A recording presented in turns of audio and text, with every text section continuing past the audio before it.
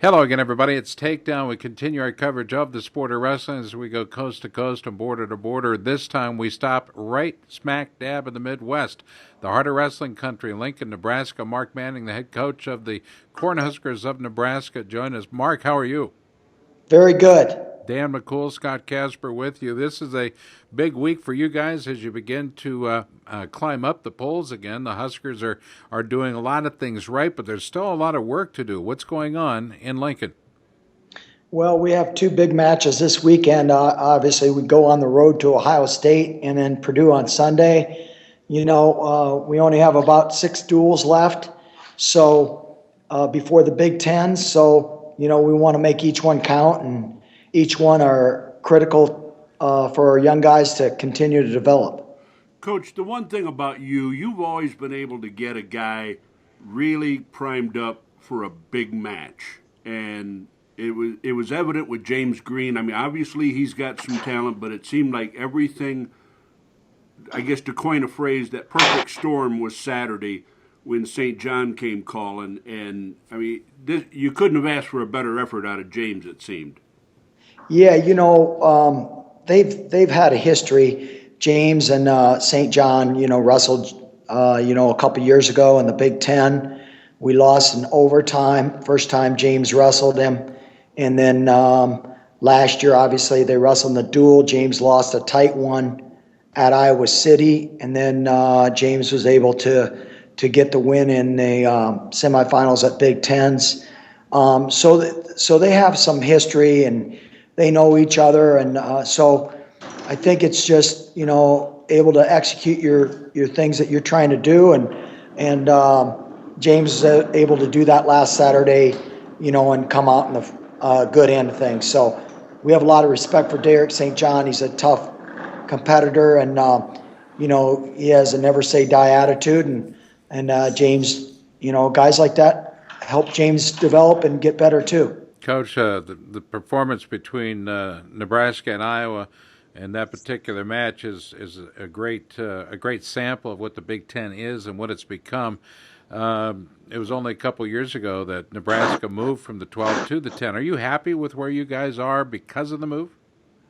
Most definitely. I think, people understand that the Big Ten is the toughest conference in wrestling, as in a lot of other sports, volleyball, men's basketball, women's basketball, a lot of sports. Football is very competitive. So, to be the best, you got to beat the best. And being in the Big Ten allows our guys to be best prepared for the NCAA tournament. And, we're going to take a lot of NCAA All-Americans are going to come out of the Big Ten, a lot of national champions. And so, I think having a tough schedule obviously really prepares you for the NCAA tournament, and that's what people really remember. And that's the goal of every young wrestler, to be a national champion and be a multiple All-American. Obviously, nobody tries to pay attention to rankings, but this year has been crazy with so many number ones and so many weights.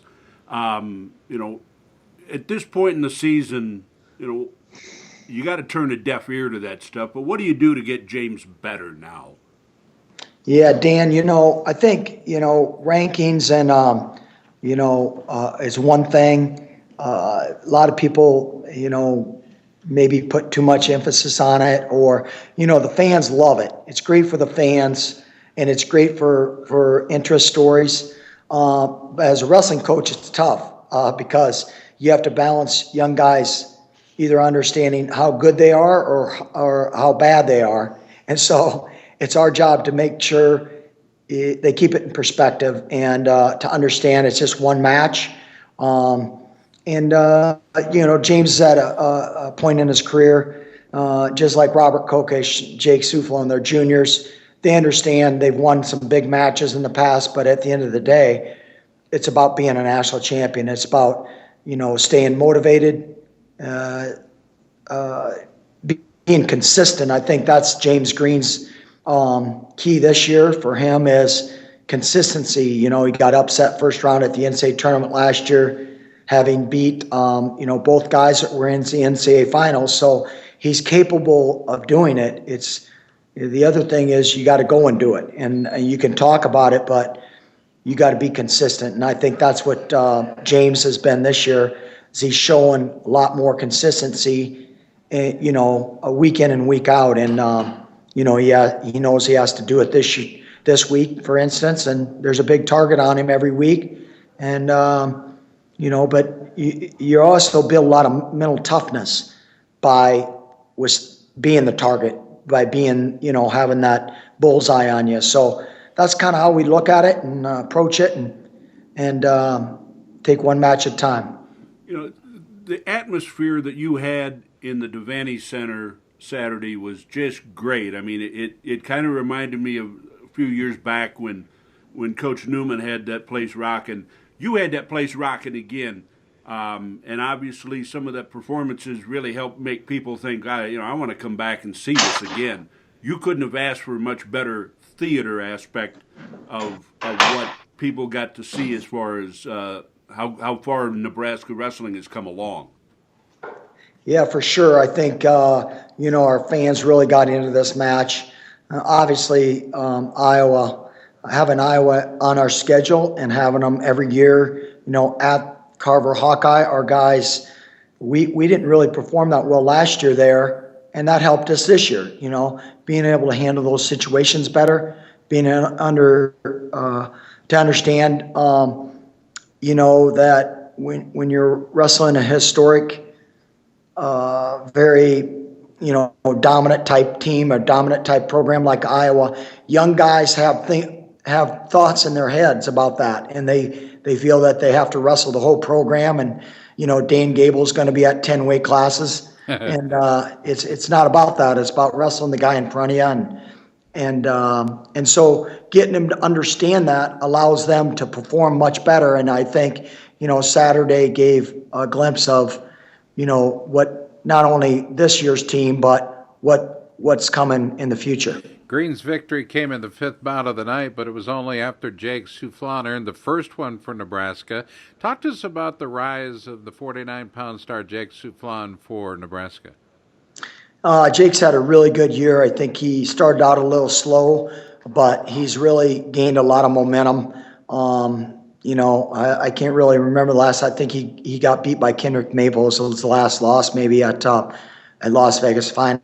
So Jake's on a roll. He's building a lot of momentum, a lot of confidence in his wrestling, and he's going to be a tough out moving forward. So a lot of, he's a tough, hard-nosed kid. Trains hard, does the right thing, and he's a joy to coach. A lot like Robert Kokesh. Those guys they're gonna bring it every night. Robert Kokesh had a good night. The fourth-ranked Kokesh earned Nebraska's third win of the evening with a win over the sixth-ranked Mike Evans. And I don't remember who coined the phrase, to be the man, you've got to beat the man. But in fact, Robert Kokesh beat a very tough Mike Evans. Yeah, most definitely. 2 years ago, Mike Evans actually had tech fouled Robert Kokesh in the Big Ten semifinals.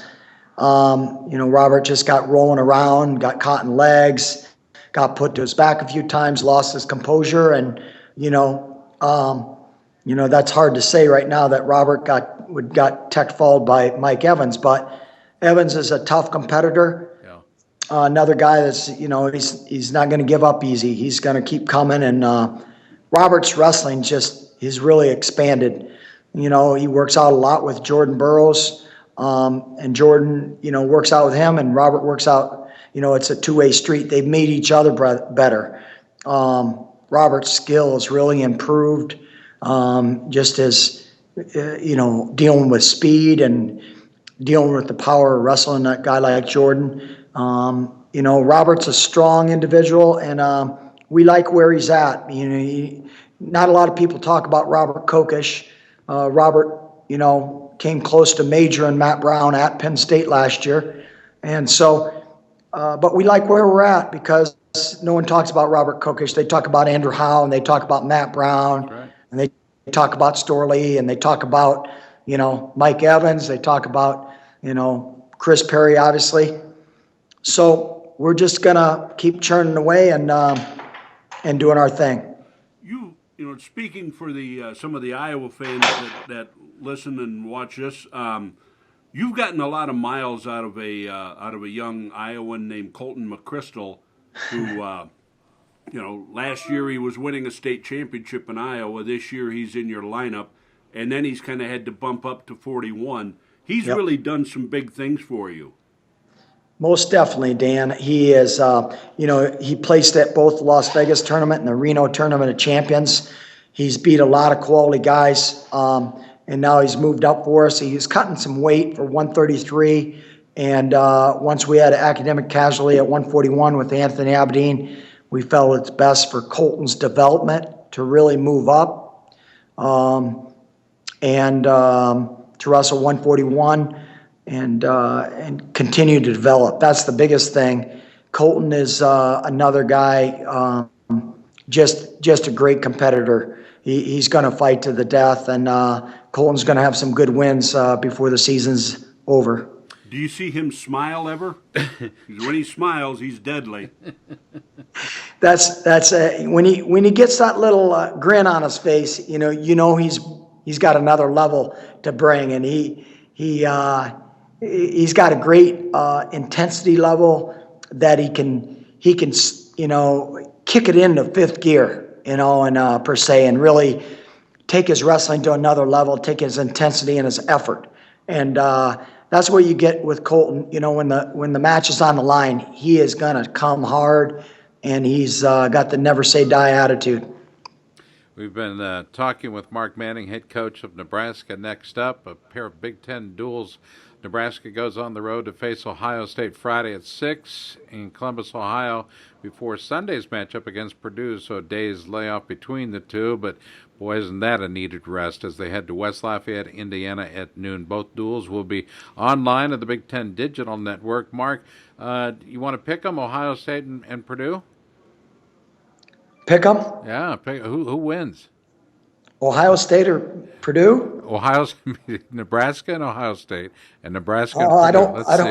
I don't pick too much. I know these duels. I know duels can be crazy. Yeah. Just because you get young guys in the lineup, and sometimes anything can happen, and you're counting on a win. All of a sudden, you get decked. So 9 or 10 point swing can really change the outcome in a hurry. So it's really about getting our 10 guys getting better Friday night and getting our guys to be better on Sunday, learning from that experience. We got, obviously Colton's a true freshman, but Tim Lambert, TJ Dudley, Colin Jensen are all redshirt freshmen. So they're just figuring not only school out, life out, wrestling out, and how to win. It's a lot on the young guys. So just getting those guys better and keeping things simple and trying to be consistent. Coach, final question. You have Green, who's undefeated, Burroughs, who's undefeated. Not a lot of folks know what that feels like to have that kind of a run, but both are enjoying that kind of notoriety, celebrity, and result. Do you talk about that, and how, and if you do, how do you address that type of pressure for a young athlete? In regards to Jordan, we I think sometimes our guys, they don't understand what they have in front of them sometimes. At practice, they have the best guy in the world in their wrestling room on a daily basis.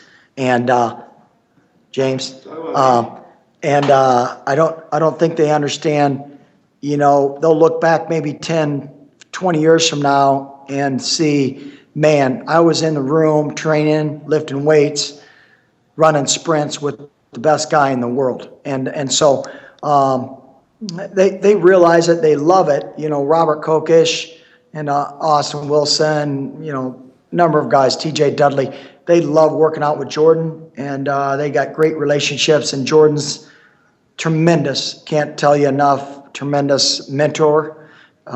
Just a great positive influence on these guys' lives, really affect, from 125 through heavyweight and our whole program, the effect this guy has on our team and really our university. And he's an icon, he's a living icon. And so he's trying to get better on a daily basis. They see that, and that's something that's very, you know, just outstanding. James is just dealing with, understanding that it's all a process, it's all practice for the end of the season, being a Big Ten champion and being an NCAA champion, and he's pretty much tunnel visioned on that. Coach, we appreciate your time, and surely we understand you are a grateful coach indeed, one that gets an opportunity to coach and affect the lives of so many young men, and we get to watch. We appreciate the access. Thank you so much, and great interview today. We appreciate that. Thanks, Dan. Thanks, Scott. Appreciate you guys having us on. Hello again, everybody. It's Takedown. We cover the sport of wrestling coast to coast. We're going to stop right in the heart of it all, Nebraska, Lincoln, Nebraska, where James Green, that's where he resides with an undefeated season so far. He just made the jump from 3 to 1 at 157 after a tremendous performance on Saturday, defeating Derek St. John as the Hawkeyes came calling at the Devaney Center in Lincoln. Dan McCool and I are sitting here ready to talk to this fine young man. Dan, this is the kind of kid that you look at and go, perfect. Well, this is the kid you look at and you're like, God, I don't really want to have to wrestle him if I have my my heart set on winning any championships or anything, because he's a heartbeat away from taking it away from you, and you sure hope your heart beats slow because you don't want him to get on his game. No, James, welcome to the show. Thanks for having me, guys. All right, brother. It's New Jersey. It's not that different, New Jersey, between there and Lincoln weather-wise. So let's put the weather aside. Right now it's wrestling season. That's what's important. And you had a tremendous weekend. You were ranked third before you experienced that 9-7 decision over Derek St. John. You've got a history there. We talked with Coach Manning about that before.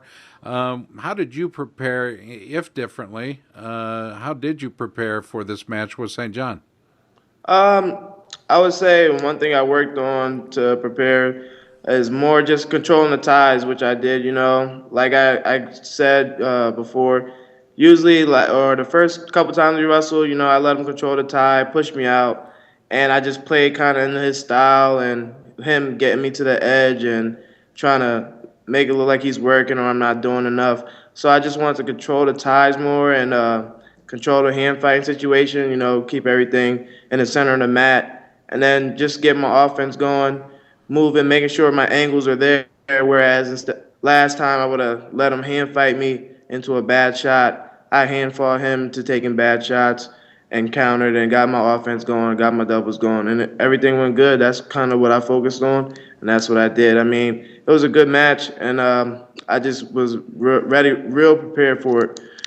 Where I wasn't really too prepared. I guess, I matured coming off my high school career into college. It was just a big difference.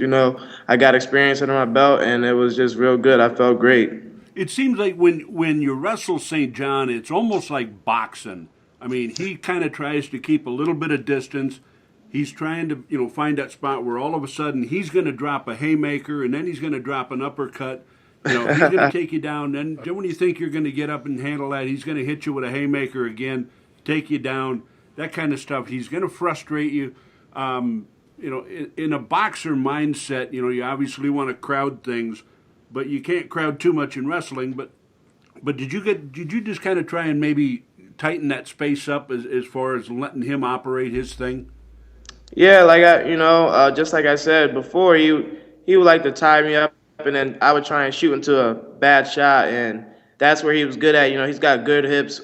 He's tall. He uses his length to his advantage, and he likes to get guys under him and try and hit down and get behind you. And that's where I worked against. When he was just trying to hand fight me, I just controlled the tide. Instead of moving back, I moved forward, and that's just kind of the little things that helped me get a W again. So just little things I had to work on, and I got it done. And next, I'm just trying to widen the gap now. That's all there is left to do. It's like we were saying with Coach Manning, it's like it seems like at every weight there's 5 or 6 guys that have been number one. It's not sticking on one guy maybe except for Taylor, but it's just like everybody, it seems, has been number one. Everyone's taking a chance, taking a turn. What do you got to do to just kind of say, hey, look, you know what, 57 belongs to me?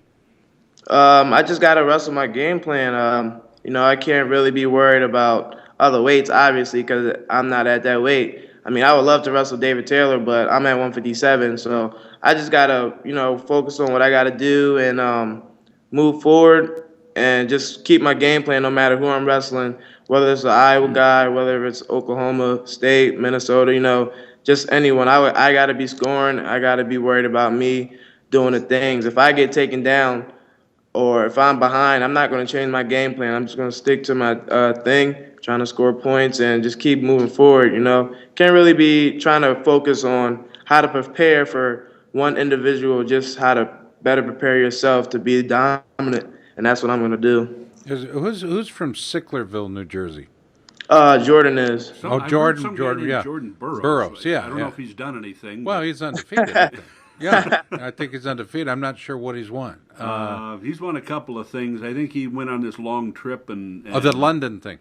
So Yeah, he's yeah. training around you. You're training around him. He's undefeated. You're undefeated. Are we to draw any kind of comparative analysis between the fact that the two of you, same place, training together, and you're both undefeated? I think I got a better double. That's about it. Does he know that? Yeah, that's why you see him starting to shoot more single legs now. So. Doubles, you got bunches of them, and I love it. We're talking to James Green. He's the number one consensus at 57. All the polls have him there at number one at 157 pounds. There's a couple other guys there, and one of them, of course, being St. John. Alex Derringer is in there as well. I got to believe this is wrestling. No fear. You get out there, you do what you do. But the Big Tens are around the corner, my man, and I got to believe that you're looking to add to your collection the Daktronics Open title, the Cliff Keen Las Vegas Invitational title, the Reno Tournament of Champions title. How important would this Big Ten be to walk away a champion for you? It'd be real important, considering the fact I got to the finals last year after beating St. John. So, and I lost to Welch. So, going there again, and I already beat St. John, and I just got to get it done. That's all there's left to it. I just got to get it done, finish it out, and be consistent. Whereas compared to the last couple of years, I might have been that guy. I could beat a few guys here, and then I get a loss. I wasn't consistent. I was real young, but I'm mature now, and I'm looking to make gains and finish the deal and come out on top at Big Tens. obviously, people look at, things that, well, he's beaten St. John. Boy, the seeding will be high for him. What about yourself? I mean, can you possibly stand to lose from now until the NCAA start just for your own mind's sake? You want to just go into this thing, razor sharp? Yeah, I want to be, I don't want to be thinking about losing. I'm thinking about winning all the I was time. going to say, credit that question to Dan McCool. Yeah. No, Yeah, but things can happen, but obviously, people are going to be expecting you to be thick into the mix, and you're obviously looking to get in this thing on the right footing and the best mind in the best mental shape. yeah, for sure. We got a couple matches left, and then we have a break before Big Ten. So right now, I'm focused on just finishing these couple duels out, and then that's when I hit it hard. That 2-week break, just trying to peak and go on the Big Tens on top of my game, and I just want to be real dominant. I feel like I'm dominant now, but like I said, I'm just all that's left to it is widening the gap between me and my opponents and finishing the deal, getting a Big Ten title, getting a national title. All right, James, there's only one answer to this final question. Are you ready for it? Yeah. There's one right answer. What time? What time is it? I don't know the right answer. I guess it's James Green time. I That's don't know. what I'm talking about, dude. Hit it out of the park. Green, good talking with you, man, and best of luck as you wrestle your way through the season. We'll look forward to seeing you in Madison at the Big Tens. Yep. And, of course, the NCAA is done in Oklahoma City as well. Good job on the weekend. Outstanding interview. Thank you. Appreciate the time, bud. Yep.